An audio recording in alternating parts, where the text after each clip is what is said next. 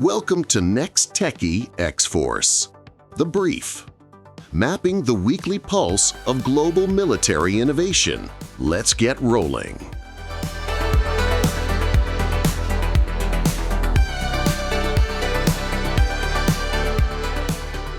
This is the brief on the rise of agentic AI and autonomous military systems.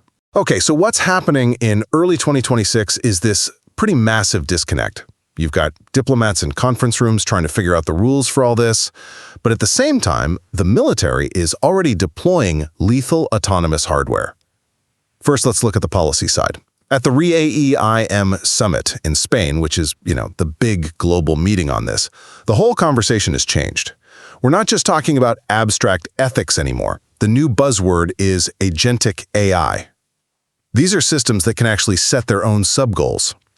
And because of that, the thinking has shifted from human in the loop, meaning direct control, to human on the loop, which is more of a supervisory role. Second, while the policymakers are debating supervision, the U.S. Army is pushing for what it calls a zero-exposure doctrine.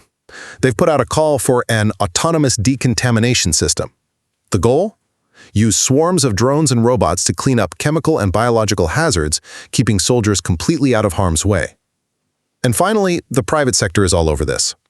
There's a new alliance between Milrem Robotics and EOS Defense Systems. And we're not just talking surveillance here. They are strapping heavy, lethal weapons onto unmanned ground vehicles, and they're aiming to sell them in the Middle East and Asia Pacific.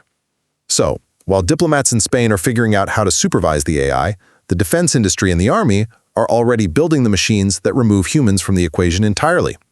The era of theoretical debate is over. The hardware is here. This was NexTechie XForce, The Brief. Just a brief overview.